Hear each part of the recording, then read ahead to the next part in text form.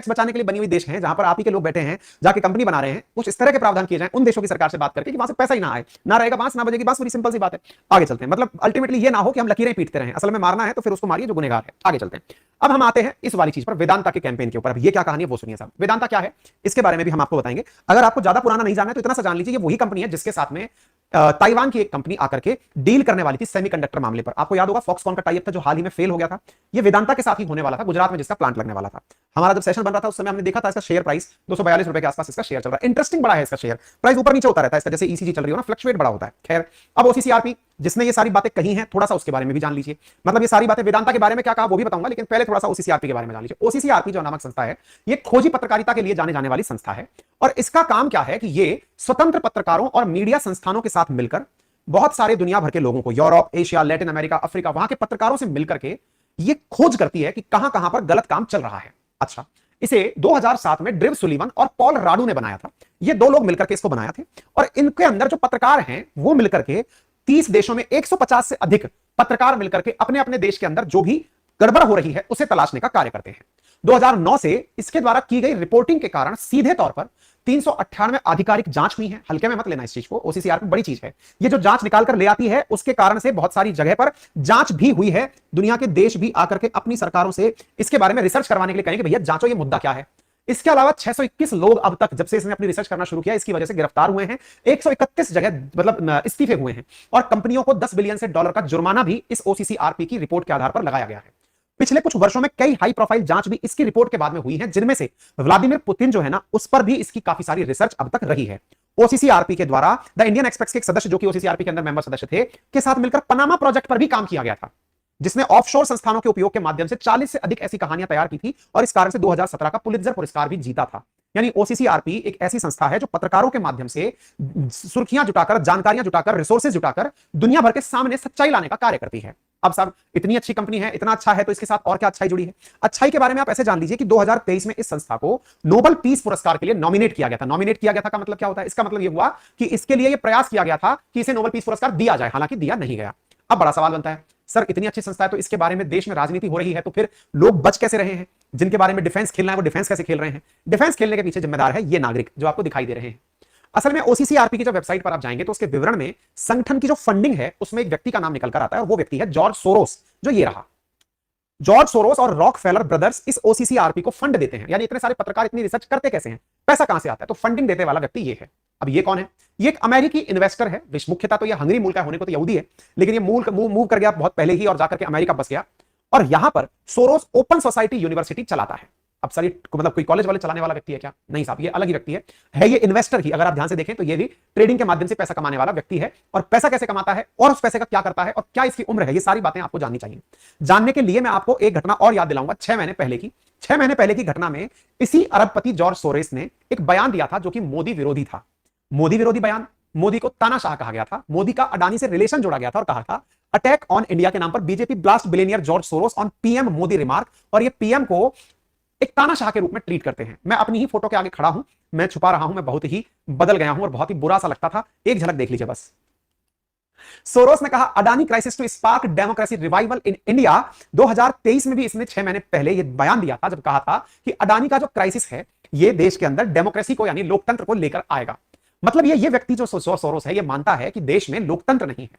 इसका मानना है कि यदि अडानी कमजोर होंगे तो मोदी कमजोर होंगे। बोले सर ऐसा तो हमारे देश के अंदर अपोजिशन का मानना भी है। ऐसी स्थिति में कौन सी नई बात है जो इस व्यक्ति ने कह दी है? साहब इस व्यक्ति ने क्या कहा, कहां से कहा? अब थोड़ा सा इसका इतिहास जान लीजिए, और इस व्यक्ति के बारे में भी जानकारी रखिए कि ये प्रधानमंत्री मोदी को तानाशाहों की कैटेगरी में क्यों रखता है, कैसे रखता है वो भी जानिए। जॉर्ज सोरोस के बारे में जानिए। $7.16 बिलियन की संपत्ति है अकॉर्डिंग टू फोर्ब्स। ये बहुत बड़ा बिजनेस टाइकून है। 1930 में पैदा हुआ जनाब, यानी कि ये व्यक्ति अब तक 93 साल जिंदगी के जी चुका है, लेकिन जीवन को जीता बड़े अंदाज में है। सोरोस ने 17 साल की उम्र में देश को छोड़ दिया था, क्योंकि एक यहूदी था, और जब यहां पर आपको मालूम भी होगा 1930 का वो दौर, सेकंड वर्ल्ड वॉर का टाइम, जिस समय पर यहूदियों को कत्लेआम मचाया जा रहा था हिटलर के द्वारा, उस समय पर यह हंगरी छोड़ करके अमेरिका चला गया था। सेकंड वर्ल्ड वॉर के समय पर 1947 के अंदर ये लंदन पहुंचा। लंदन स्कूल ऑफ इकोनॉमिक्स से इसने पढ़ाई करी, यानी यूके पहुंचा पहले तो ये, फिर यहां पर कुली और वेटर के तौर पर भी काम किया, फिर फाइनली ये न्यूयॉर्क में चला गया। 1969 से लेकर के 2011 तक इसने फंड का काम किया। अब अमेरिका के अंदर दो बड़ी राजनीतिक पार्टी है, एक का नाम डेमोक्रेटिक पार्टी है और एक का नाम रिपब्लिकन पार्टी है। ये व्यक्ति डेमोक्रेटिक पार्टी जो बाइडेन वाली पार्टी है उसका बहुत बड़ा फंडिंग डोनर है। फोर्ब्स के अनुसार सोरोस ने अपनी संपत्ति का 64% हिस्सा डोनेट कर दिया है, और अपनी एक यूनिवर्सिटी चलाता है जिसका नाम है ओपन सोसाइटी फाउंडेशन, जिसमें ये $15 बिलियन से ज्यादा बांट चुका है। इसका उद्देश्य क्या है? ये चाहता है दुनिया भर से तानाशाही को हटाया जाए। अच्छा, ऐसा क्यों चाहता है? क्योंकि ये खुद हिटलर के प्रभाव से अपना देश छोड़ करके दूसरे देशों में गया था। इस कारण से ये चाहता है कि दुनिया में इस प्रकार की मानसिकता के लोग ना बचें। तो फिर क्या किया इसने? इस पैसे का उपयोग इस तरह की मानसिकता के जितने भी राजनेता हैं जो कि तानाशाही को प्रमोट करते हैं, उन्हें हटाने के लिए ये लोगों को फंड देता है कि आप रिसर्च करिए, इन लोगों के बारे में जानकारी निकालिए, रिसर्च करके बताइए कि इन लोगों ने किस तरह से जनता को बेवकूफ बनाया है। कुछ इस प्रकार का यह व्यक्ति कार्य करता है। इस व्यक्ति ने दावोस, जब वर्ल्ड इकोनॉमिक फोरम की मीटिंग होती है जहां पर दुनिया भर के बड़े बड़े लोग पहुंचते हैं, साथ में बहुत बड़े बड़े इकोनॉमिस्ट पहुंचते हैं, वहां पर भी इसने प्रधानमंत्री नरेंद्र मोदी के ऊपर टिप्पणी की थी और कहा था कि इनके नेतृत्व में भारत तानाशाही व्यवस्था की ओर बढ़ रहा है। और जम्मू कश्मीर से आर्टिकल 370 हटाने का इन्होंने विरोध किया और सिटीजनशिप अमेंडमेंट एक्ट का भी खुलकर विरोध किया। ये इनका वो वीडियो है जो उस समय का है जब ये वर्ल्ड इकोनॉमिक फोरम में थे, 2020 के अराउंड की बात है। इन्होंने मोदी को मतलब एक प्रकार से इस आधार पर कि ये हिंदू राष्ट्र बनाने की कोशिश कर रहे हैं, इस कारण से विरोध किया गया था। ठीक है ना? तो दुनिया में तानाशाही को मिटाने के लिए ये व्यक्ति अपने लेवल पर फंडिंग देता है और कहता है कि दुनिया से मानवता कम हो रही है। आज Donald Trump, Xi Jinping, Vladimir Putin जैसे तानाशाह शासक, इनसे लड़ने के लिए ओपन सोसाइटी यूनिवर्सिटी का नेटवर्क बनेगा। इसने उस समय इस बात की घोषणा की और 7100 करोड़ रुपए का इस व्यक्ति ने इन्वेस्टमेंट का उस समय अनाउंसमेंट किया जब ये दावोस में था। अमेरिकी समाज से भी अपने आप को कहता है और कहता है कि मैं दुनिया की तानाशाही को मिटाने के लिए अपने लेवल पर फंड खर्च करूंगा। यानी इसका जो फंड है $100 अरब का। अब आप सोचिए कि ये कहता है कि ये बाइडेन का समर्थक है, ट्रंप का विरोधी है, तो अमेरिका में भी इसको लेकर लोग बटे हुए हैं कि ये राजनीतिक एक पार्टी को फंड देने वाला व्यक्ति है, दूसरी पार्टी को ये क्लेम करता है कि ये तानाशाह है, ये तानाशाहों के नाम पर राजनीति करता है और अपने बड़े बड़े मुनाफे बनाता है। सोरोस पर पहले भी कई प्रकार के आरोप लगे हैं, जिनमें से बैंक ऑफ इंग्लैंड को तबाह करके खुद का मुनाफा कमाने का भी इसके ऊपर आरोप लगा है। जॉर्ज बुश को हराने के लिए 125 करोड़ रुपए इस व्यक्ति ने खर्च किए थे। ऐसे ही एक न्यूज चैनल है जिसका नाम है फॉक्स न्यूज, उसको बर्बाद करने के लिए $10 लाख इस व्यक्ति ने लगा दिए थे। ऐसा इसके बारे में जानकारी प्राप्त है। यानी कुल मिलाकर अमेरिका की राजनीति में भी ये ट्रंप की पार्टी का बड़ा विरोधी आदमी है। ठीक है साहब, अब आपको उम्मीद है ये बात अब तक क्लियर हो गई होगी। तो ओसीसीआरपी क्या है ये क्लियर हो गया। अब थोड़ा सा वेदांता के बारे में लौट के आ जाते हैं, क्योंकि चैप्टर 2 यही है, लेकिन बीच में ओसीसीआरपी हमने बताया। वेदांता के बारे में जान लीजिए। ये है वेदांता के मालिक अग्रवाल साहब। इनके बारे में क्या जानना है वो जान लीजिए, लेकिन इनसे पहले ये जान लीजिए कि ये हिंदुस्तान जिंक जो आप कंपनी सुनते हैं उसके मालिक हैं। केएनस एनर्जी जो ऑयल निकालने वाली कंपनी है उसके मालिक हैं। इनके बारे में इस कंपनी ने कहा, ओसीसीआरपी ने कहा कि जनवरी 2021 में वेदांता ग्रुप ने, यानी कि इनकी अध्यक्षता वाली जो कंपनी है, उसने रामपुर में पर्यावरण मंत्रालय को ब्राइब किया होगा।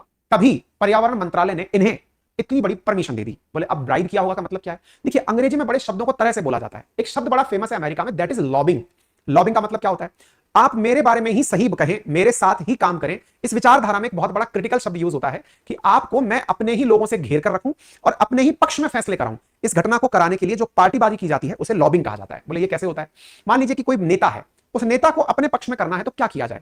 नेता के डिपार्टमेंट में बड़े फंड दे दिए जाएं। दूसरा, नेता के परिवार का, नेता के पूरे खानदान का ध्यान रखा जाए, इस आप इसे ये दे दो, इसे ये दे दो, इस प्रकार से। और नेता को भी ये दिखाया जाए कि यदि आपने हमारा काम किया तो आपका पद भी बढ़ जाएगा। ये कार्यक्रम अमेरिका में बड़ा कॉमन है, इसे लॉबिंग कहा जाता है। ये भी इलीगल है। ये काम इस वेदांता ग्रुप ने प्रकाश जावड़ेकर जी के साथ, जो पर्यावरण मंत्री हुआ करते थे कोरोना काल में, उनके साथ किया, ऐसा कहना है ओसीसीआरपी का। बोले क्या?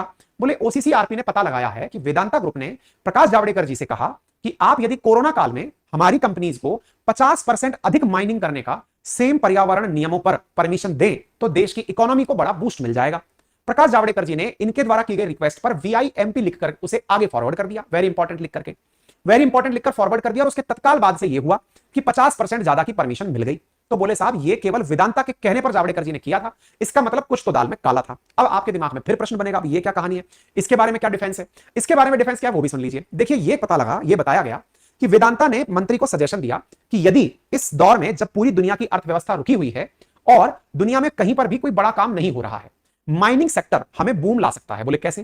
बोले देखिए, पर्यावरण प्रदूषण, और आपको मालूम होगा कोरोना काल में बहुत सारे इंडस्ट्रियलिस्ट से बैठकें हुई थी, बहुत सारे थिंकर्स के साथ भी सरकारों की चर्चा हुई है, हर देश में हुई है, ताकि देश को कैसे आर्थिक मंदी से बाहर निकाला जाए।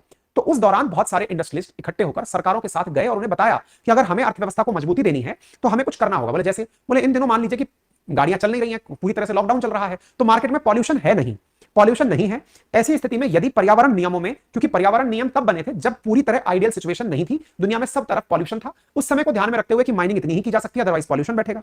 तो बोले साहब जब दुनिया शांति से अपनी तरह लॉकडाउन में बंद है, आप माइनिंग को परमिशन दे दो, बड़ा ज्यादा प्रोडक्ट माइनिंग के माध्यम से निकाला जाएगा, 50% उत्पादन बढ़ा तो एक्सपोर्ट बढ़ेगा, प्रोडक्शन बढ़ेगा और हम इस समय पर लीड ले जाएंगे। और देखिए मंत्रियों का जो भी सबसे इंपॉर्टेंट काम होता है, कोई सी भी सरकार का हो, वो सुनते जरूर हैं बहुत सारे लोगों के आइडियाज, क्योंकि आइडियाज से ही सारा थॉट प्रोसेस चलता है ना। क्योंकि आप लोग जो भी मां के गर्भ से सीख कर निकले, उसके बाद आपने सोसाइटी से ही सब प्राप्त किया है और उसे ही इंप्लीमेंट किया है। ऐसी स्थिति में उनका जो सजेशन था उसका इंप्लीमेंटेशन कैसे हुआ, वो इनका कहना है कि ये तभी हुआ होगा जब लॉबिंग की गई होगी, यानी कि वेदांता ग्रुप के द्वारा ब्राइब किया गया होगा। अब इसके बारे में या तो वेदांता जानते हैं, या सरकार जानती है, या ओसीसीआरपी जानती है। अपन कौन? अपन तो चर्चा करने वाले लोग जान रहे हैं चल क्या रहा है। ठीक है साहब, और बाकी आप भी अपनी तरफ से जानकारी तो दे ही सकते हैं, पूरा कमेंट बॉक्स आपके लिए खाली, आप बढ़िया से जानकारी रखिए क्या देना चाहते हैं। ठीक है, तो उम्मीद है अब आपको वेदांता का एंगल भी समझ में आ गया होगा और ओसीसीआरपी की बात भी समझ में आ गई होगी। क्लियर है? अगर ये जानकारी इतनी समय आ गया होगा और ओसीसीआरपी की बात भी समझ में आ गई होगी। क्लियर है? अगर ये जानकारी इतनी देर से समझ में आई हो तो कृपया करके सेशन को लाइक एंड शेयर करने का कष्ट करिएगा। चैनल पर नए हैं तो सब्सक्राइब कर लीजिएगा, अपने सभी साथियों के साथ इसे साझा